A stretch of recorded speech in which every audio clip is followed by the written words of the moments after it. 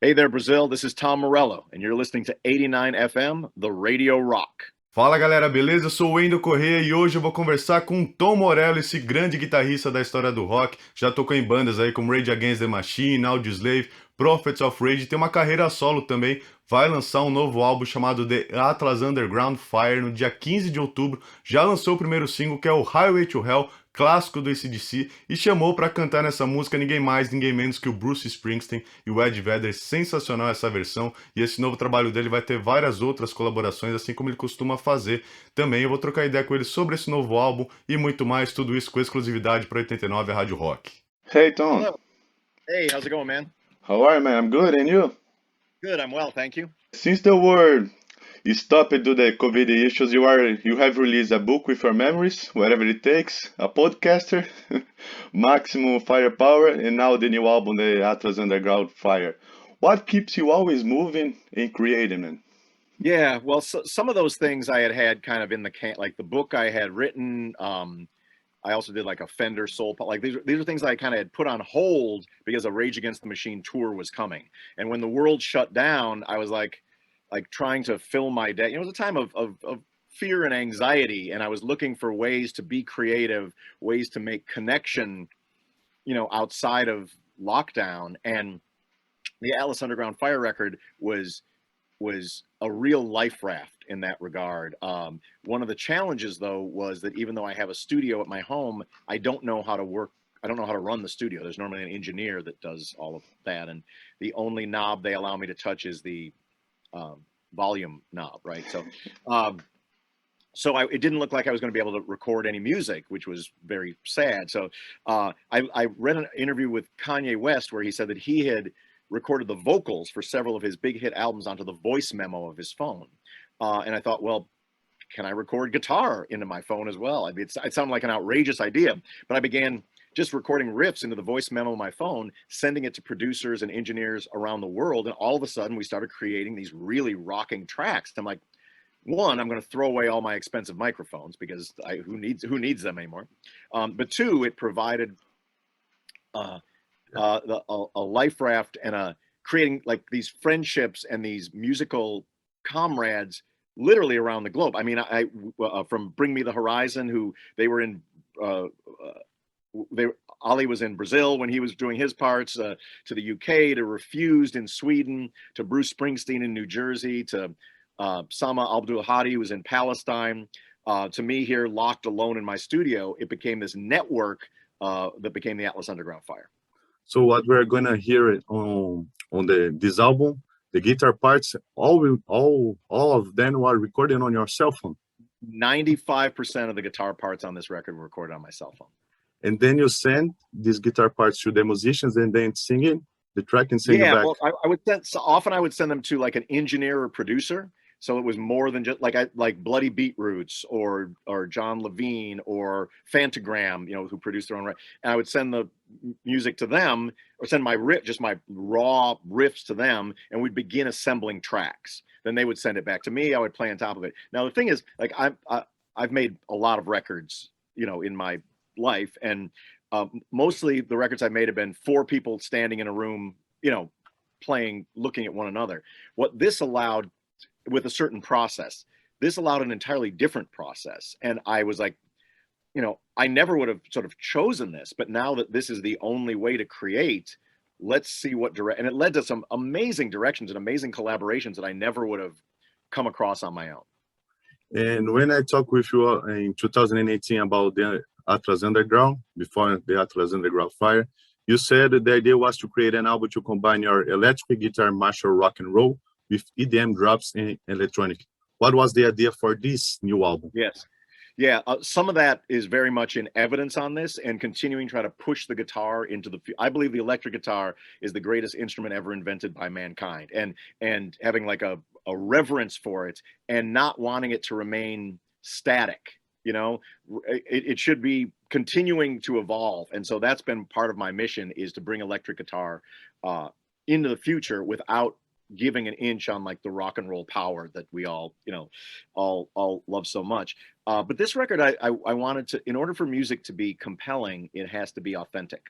And this was an album that was born out of a time of kind of great chaos, both political chaos and medical chaos, and anxiety. So some of the like whether it's the Bring Me the Horizon song, Let's Get the Party Started, which is on the one hand sounds like a big sort of party anthem, but it really is about like when you are so in turmoil inside, there's two ways you can go. You can slip into depression, or you can just lose your fucking mind and go nuts.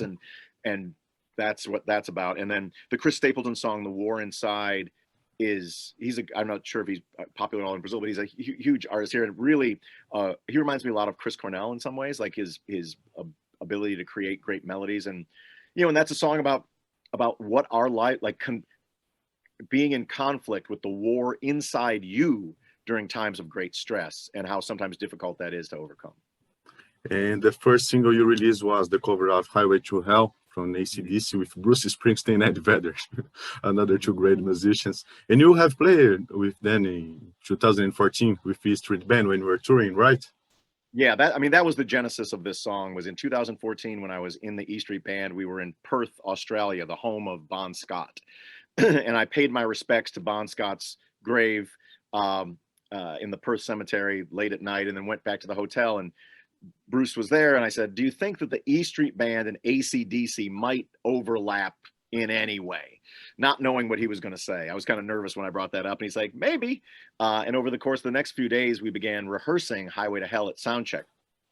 And when we were in Melbourne, playing this big football stadium in Melbourne, Eddie Vedder happened to be at the show because he was on a solo tour at the time. And I suggested to Bruce, we're in Australia, like where AC/DC is king. And the song Highway to Hell is the unofficial national anthem of this whole damn country. What if we open the show with Highway to Hell with Eddie Vedder?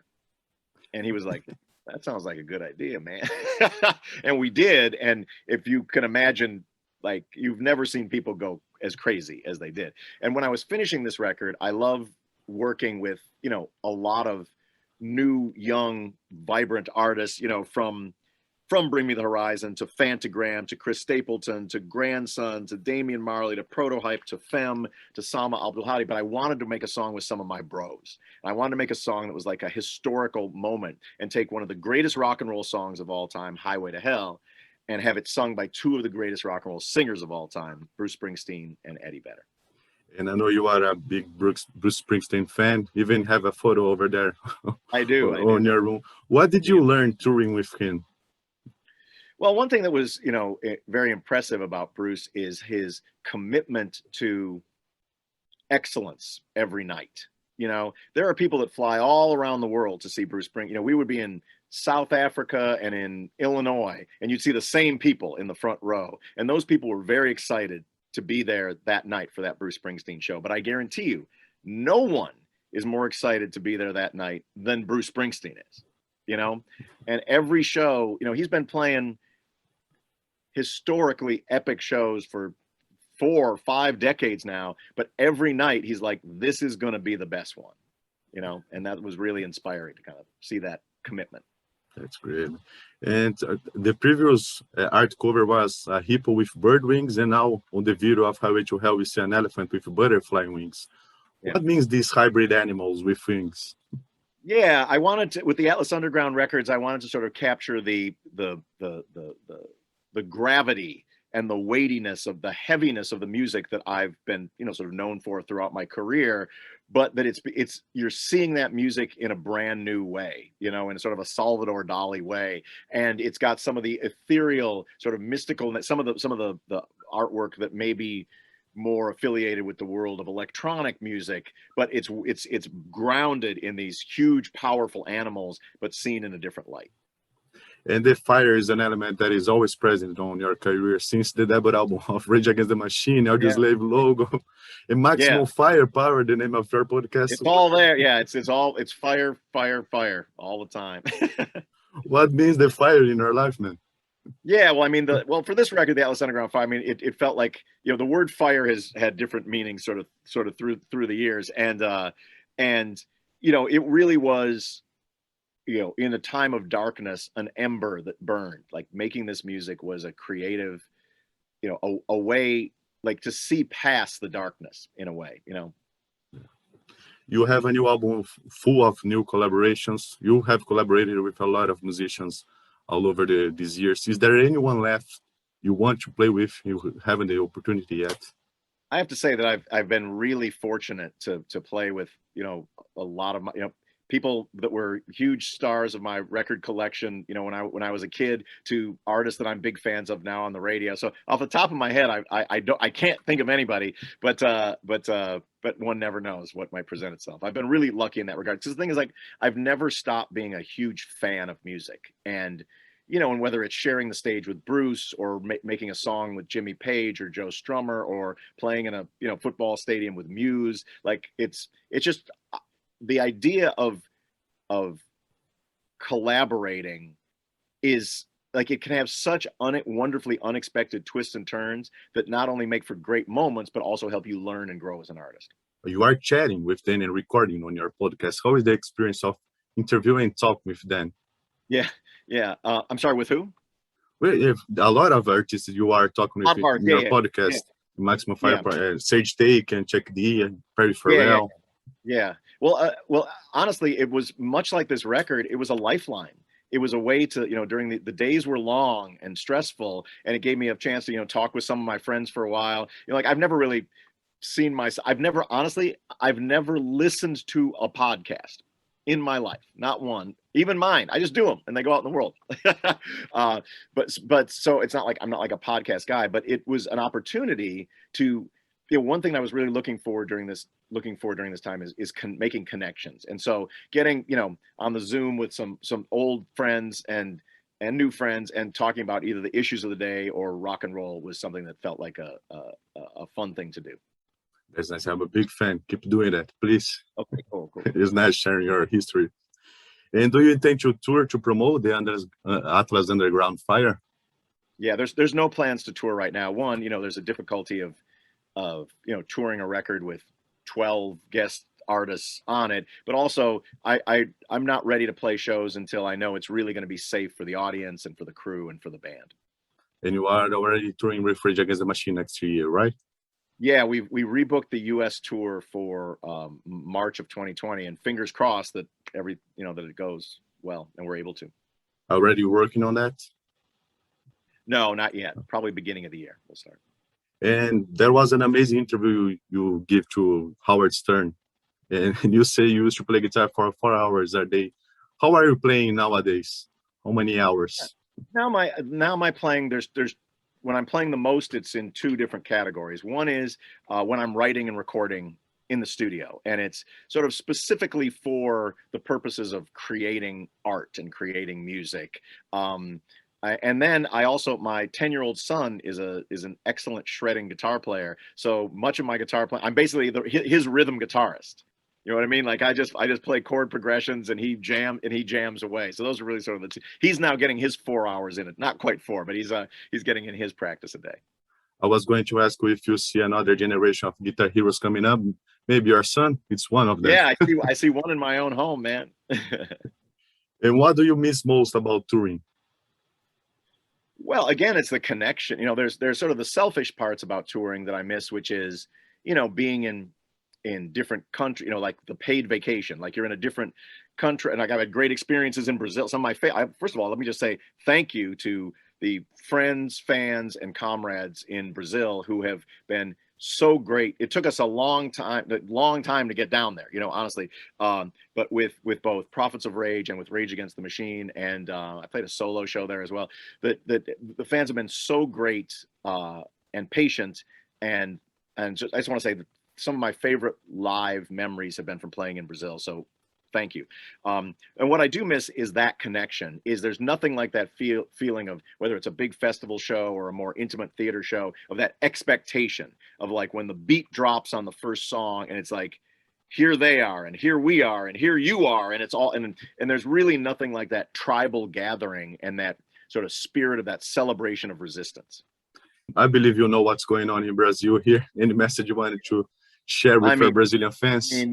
I don't know who's got it worse, you or us right now, but the one thing we have seen here and in Brazil and across Europe is a rise of this kind of racist, right-wing, anti-science point of view that takes advantage of working class people and poor people who have been kind of dumped on by the system, by sort of the global neoliberal system has left people looking for answers, and it's fertile ground for demagogues, and to use the oldest tricks in the book, which is divide people by race and confuse them with non-science. And we see that it's a very, very dangerous time, and with the impending environmental disasters looming, the medical disasters looming, and the political disasters looming, it's a time